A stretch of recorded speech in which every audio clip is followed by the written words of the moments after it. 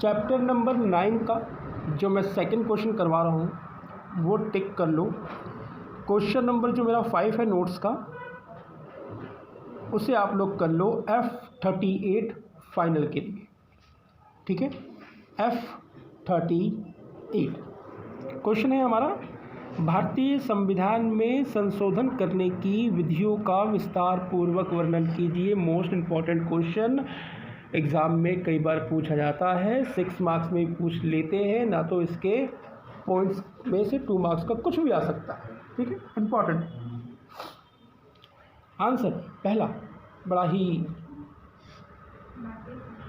मतलब कि आंसर है, पहला पॉइंट है संसद में। मैंने क्वेश्चन पढ़ दिया ना, वो आपका ध्यान कहीं और था तो मैंने सोचा कि आपके ध्यान को ना भटकाया जाए। क्यों स्नेहा, मैं सही कह रहा हूँ ना मैं? हाँ, मैं फिर भी नहीं, मैं राधा की बात सुनूंगा, सॉरी राधिका की बात सुनूंगा। क्वेश्चन में पढ़ देता हूँ राधिका के लिए फिर से। भारतीय संविधान में संशोधन करने की विधियों का विस्तार पूर्वक वर्णन कीजिए। पहला पॉइंट मरखुटारो ध्यान से, संसद में सामान्य बहुमत के आधार पर, संसद में सामान्य बहुमत के आधार पर, इसको आप ये भी देख सकते हो साधारण विधि। साधारण विधि, लड़की को तो क्या हल्के में लेती है, इंटेलिजेंट है, फर लगा के। हाँ, कह रहा है संविधान की कुछ धाराएं ऐसी हैं जिसमें साधारण बहुमत से संशोधन किया जा सकता है। इसमें मुख्य विषय सम्मिलित हैं। कौन कौन से? नए राज्यों का निर्माण करना। नए राज्यों का देखा, झारखंड का किस तरीके से निर्माण किया गया, नए राज्य बनाया गया झारखंड को, है।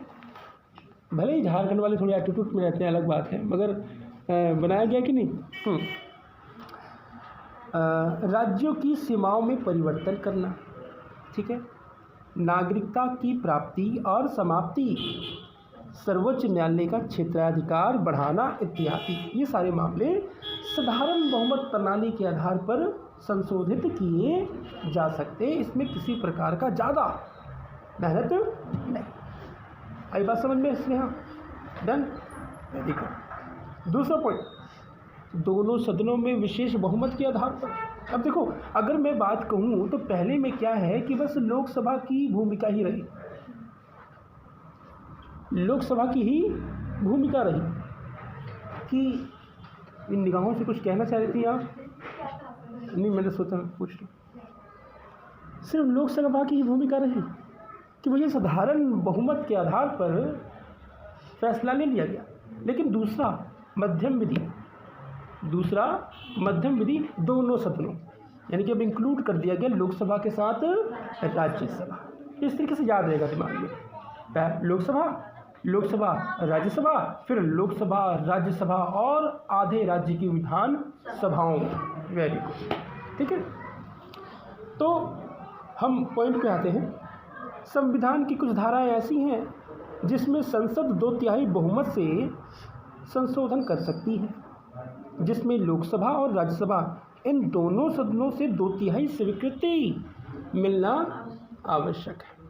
जब दोनों वही पास करेंगी तो संशोधन होगा, और 2/3 बहुमत के पास होने के बाद वह संशोधन प्रस्ताव राष्ट्रपति की स्वीकृति के लिए भेजा जाएगा, और स्वीकृति मिलने पर ही संविधान इस प्रस्ताव की धाराओं के अनुसार संशोधित समझा जाएगा। यानी कि दोनों सदनों से पास हो गया संशोधन बिल, और वो राष्ट्रपति ने अपने सिग्नेचर किए, और सिग्नेचर करने के साथ ही वो बिल पास हो गया।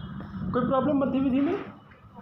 अब आ जाइए लास्ट तीसरी विधि, विशेष बहुमत अथवा आधी विधानसभाओं द्वारा। 1 मिनट, तीसरा पॉइंट है विशेष बहुमत तथा आधी विधानसभाओं द्वारा स्वीकृति। समझ लेना नहीं था? गुड।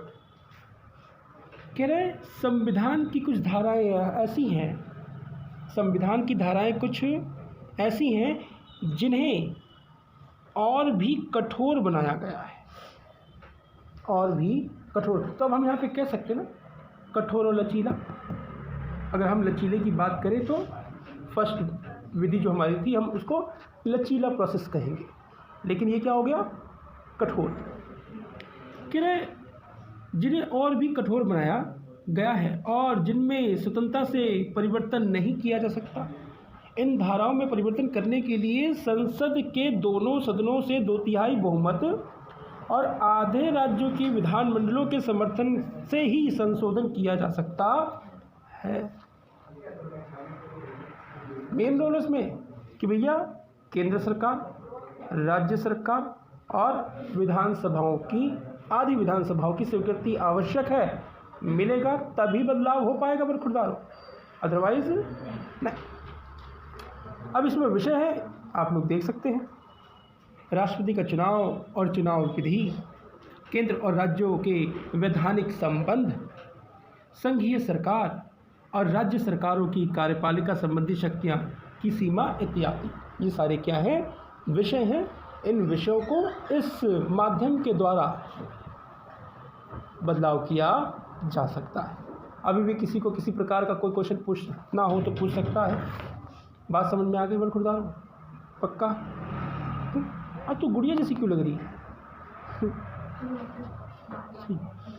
चलो ठीक है, तो अब करते हैं सेकंड लास्ट क्वेश्चन।